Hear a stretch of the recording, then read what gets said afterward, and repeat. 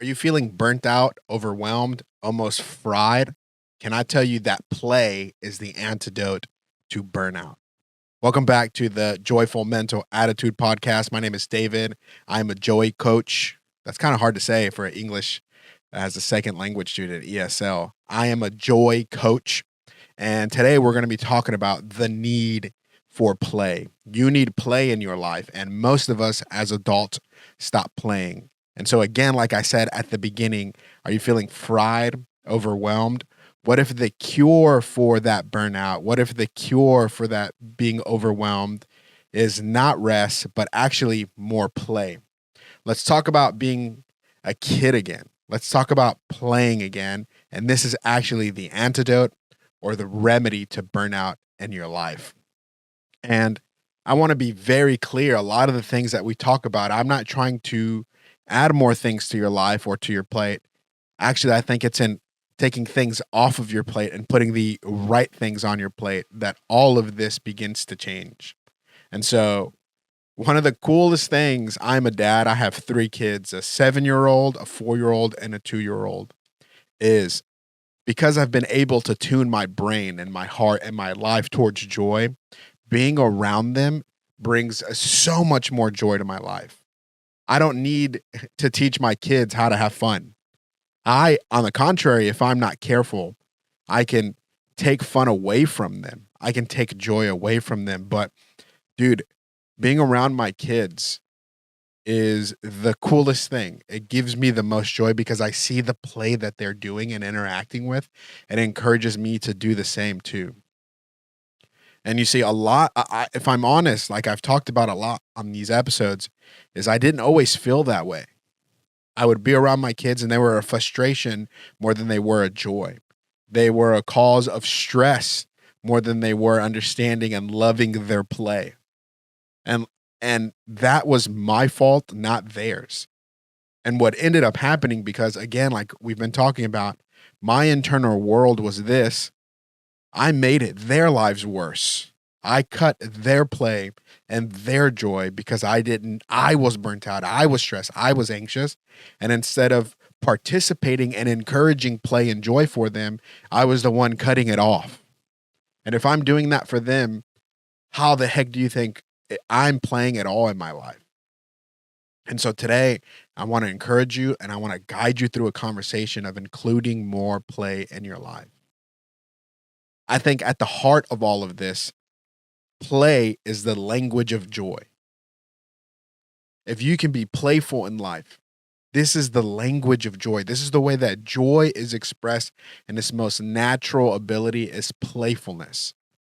And I don't necessarily mean being childish. I think we do need a life and a place of childlike wonder. But I think you feel so burnt out, so stressed. I was in this place because I lacked play. At the heart of all of this, at the heart of this idea is that I believe that play is a direct pathway to joy. Again, play is the language of joy. I love that idea. And the more that we speak it and the more that we're around it, the more we feel alive. The joy you're missing when you're burnt out isn't about more rest. It's about adding playfulness back to your routine. We stop playing. I heard of this, that as men, when we reach into our 30s, something happens where we stop playing. We stop sort of having fun. And this is a killer to a detriment. It adds to the burnout. Taking yourself too seriously adds to the burnout.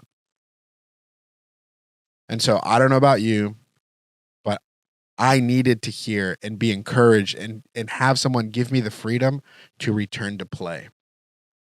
If that's hopping on a skateboard, if that's going to go see one of your favorite bands, going to watch a movie, hanging out with some friends. One of my best friends that I just saw recently, we joke all the time that if we don't on purpose text each other, when we think about each other, we can go months without talking to each other or seeing each other. And he's one of my best friends. I'm going to have him on the podcast because he is a creative genius who some of these things come from him. But if I'm not careful, I don't see him for weeks or for months. And we do the same with the good things in our life. There is always something to stress about. There is always something to be anxious about. There is always a bill to pay. There is always not enough money. But I want to live the kind of life that there is always room for play, which again, play is the language of joy. So I'm going to get into 5 things today. Play restores your creativity. It reboots your brain and boosts creative thinking. Some of you, and this is again, I think all of these things are interplays with joy. So play is the language of joy. And I think when you are fully playing, you can be creative and imaginative. I've talked a lot about this on the episodes where my wife would be like, yo, if we could go anywhere, if we could buy anything, if we could live anywhere, what would you do? What? And I just couldn't get there. I stopped playing. I stopped being creative about life. And thinking that I was the realistic one, what I was really doing is being the cynical one. Not anymore, dude. Now we're pursuing playfulness. I almost now to an extent beg my wife, okay, ask me, what are we doing? Where are we going? See, when you stop playing, you stop being creative. You stop imagining a better world. You stop imagining a better you. And what got you to where you are in your business and your brand on social media, whatever it may be, it's become a routine. It's become a job. It's become another stressor, another thing because you stop playing. And so when you return to play, one of the things that's going to happen is it's going to reboot and rewire your brain and the creativity is going to boost.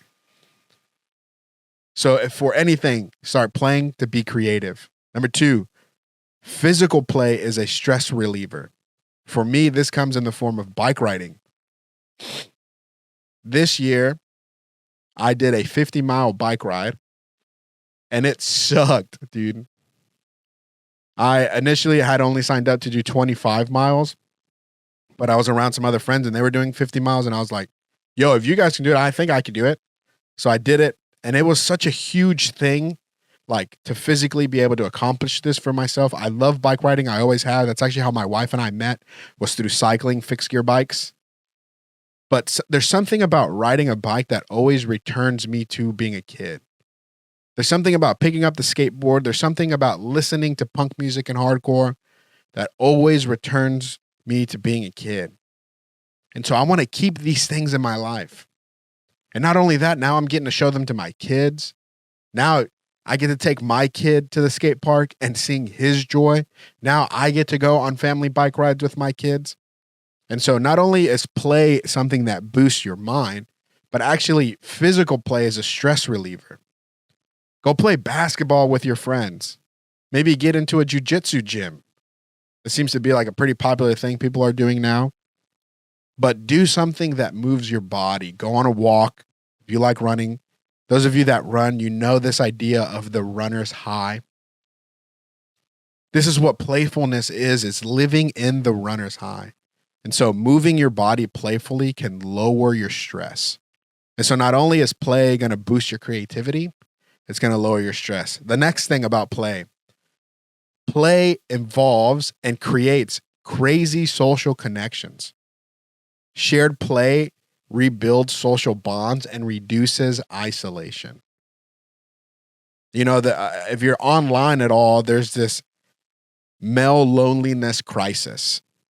I believe that is a part of why we need more play. Introduce more play into your world. Sign up for a dodgeball team. Sign up for the community soccer league. There's community centers that are playing games and doing things. You can do that too. Run clubs have exploded. Cycling clubs are exploding because something happens when we play and we're doing something together that it creates this social bond and connection. So sign up for the thing. Do the thing. Loneliness and isolation don't help anything when it comes to burnout. It's so much easier to just sit at home and scroll. It's so much easier to not play, to not do these things. There's almost a comfort factor in not playing. But the life that is on the other side of your play is the life that you've been trying to live. It's the creativity that you need. It is the boost of energy that you need. Two more things: mental play and perspective. Playful thinking shifts your mindset to a more flexible, curious place. Playful thinking shifts your mind to a more flexible and curious place. You stopped asking questions. I've read a lot about the masters of sports, the masters of life, these sort of like guru figures. And one of the things that they all have in common is a curiosity to all of life. They never in a way arrived. They tried to, in their business and their sport, always have a wonder of knowing that I am a student first, no matter what. I never arrived. There's never a finish line to curiosity. And again, when I'm not playing, this is one of the quickest ways that I know that I'm not playing and I need to play is I feel like an expert. I feel like I got it all together in my parenting and my business and the things, but play keeps me curious. This is honestly one of the big reasons why I've gotten very big into fiction reading.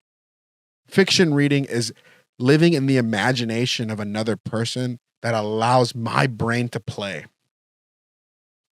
I've been, over the last 2 years, very heavy in reading fiction, which I'd never really had. But what it's done, it's created more flexibility and curiosity in my life. You feel this way about good music, good movies, and these are places where your mind and your heart and your life is playing. You know, there's that famous idea or quote from one of Dostoevsky's book, "Beauty will save the world." I believe the same is true of joy and of play because it keeps you flexible and curious in all of your life. I want to share this lastly, a quote from Stuart Brown, who is sort of the expert on play. And he says, "The opposite of play isn't work, it's depression." The opposite of play is not work, it's depression. And I have lived this. I fully understand these words. When I read them, I was like, oh, yep, that checks out. He is the expert on play. He wrote the book on play. He wrote a book called Play: How It Shapes the Brain. The opposite of play isn't work, it's depression. And the reason you feel so burnt out is because you haven't been playing. You haven't allowed the inner child, the inner you, to go back into wonder. What can you do today, this week, for 5 minutes, for 10 minutes? Like I tell you guys, like I tell myself, can I dance right now? Can I listen to a song that just makes me happy right now?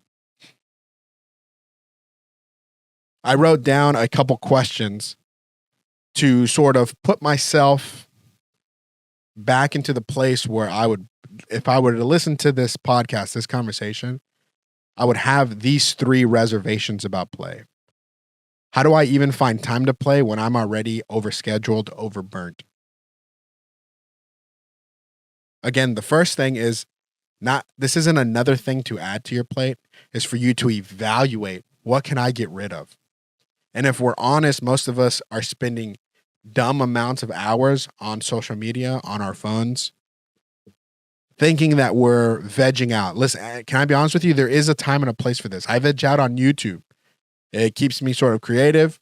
But now that I'm on the other side of understanding play and of joy, it's different now.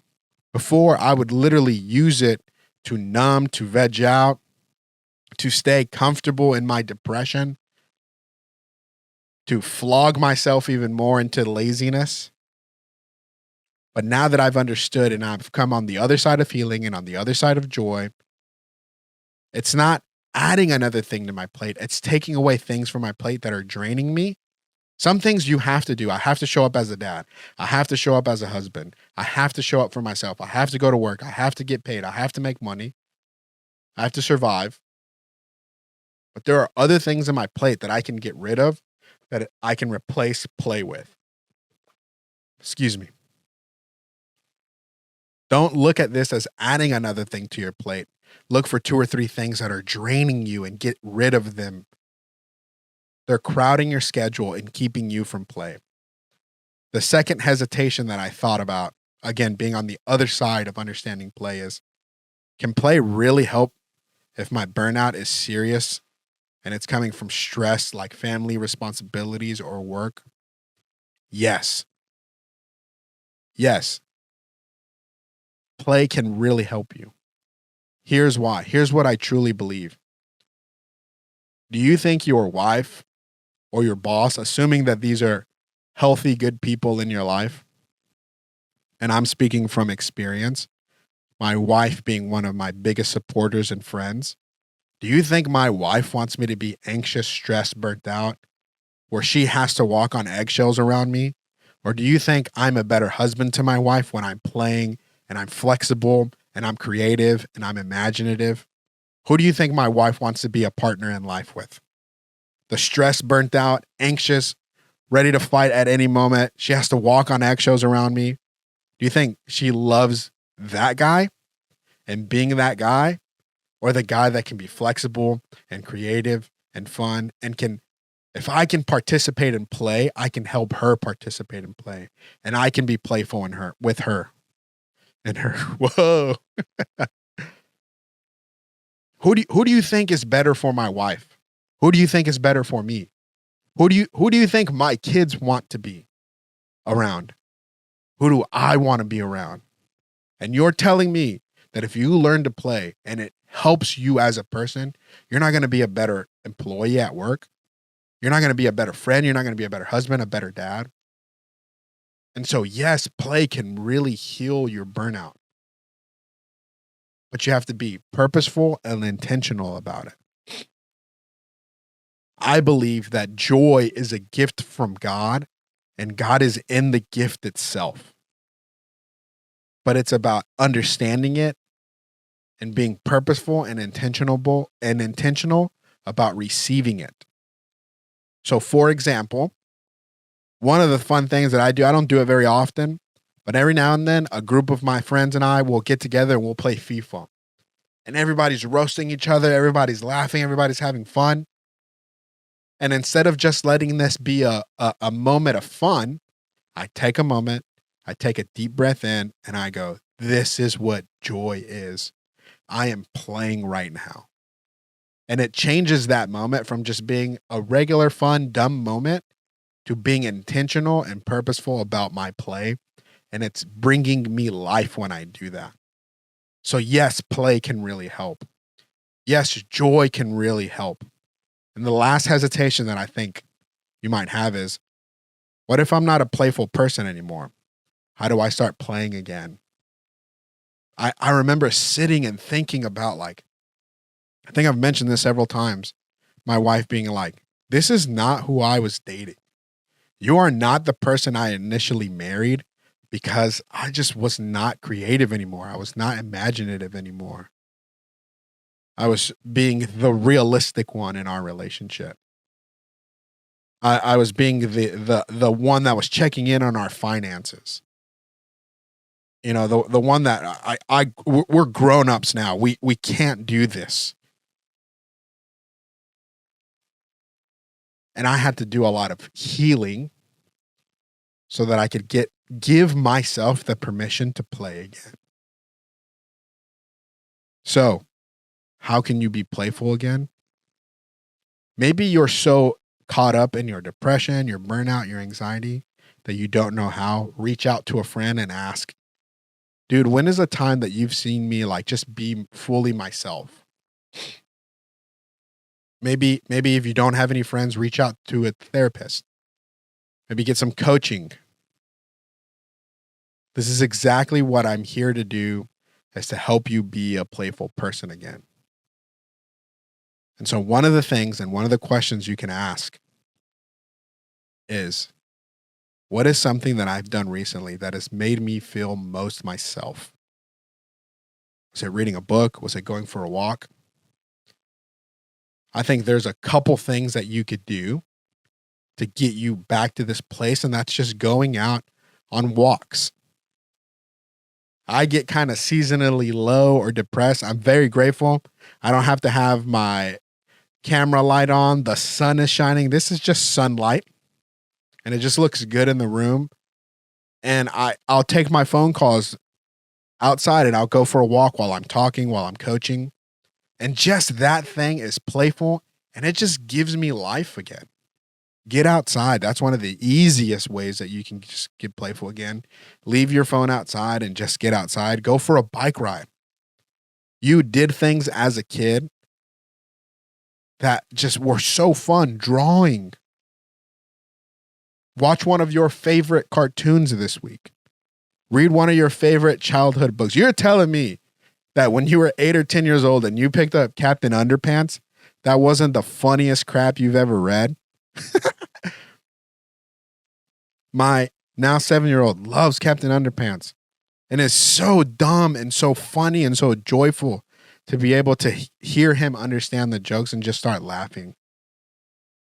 I currently live in a play factory because of my kids and my wife. And now that I'm healed, I am a participant in this. So if you're not a playful person anymore, how do you start playing again? Stop taking yourself so seriously. Take a deep breath. Come on, let's do it right now.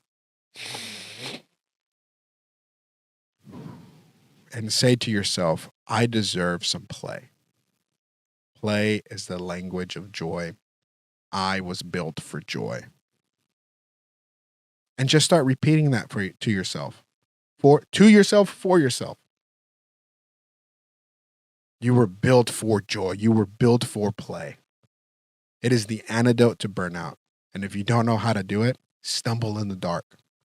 This is worth stumbling in the dark for. But you have to get up. You have to put these things into play. Go for a walk. Ride your bike. Watch a good movie. Listen to a good song. Start there. What was your favorite song when you were a teenager? Not a sad, depressing song, hopefully, right? Some breakup song and you're just like, what was your favorite song? That's where you can start to play. And that feeling that you get of the reading the Captain Underpants, that feeling that you get, search for that feeling and become aware of it. Jot it down. For another thing, I talk about this a lot, is coffee. Making coffee in the morning has become a practice, a liturgy for me that it turns my brain on to know, okay, this is what we're doing today. You can find play anywhere. It's just about recognizing it and tapping into it. This has been the Joyful Mental Attitude Podcast. Play is the antidote for burnout. Let me know if this was helpful to you. DM me on Instagram if you watched the whole thing. And we'll see you tomorrow for episode 2. We're stacking days. We're stacking episodes. We're trying to reach 100 episodes as quickly as possible. And I want to help you build joy in your life because joy is a resistance to the craziness of life. And we can build joy together. There's no losing when you have joy. See you tomorrow. See you next episode.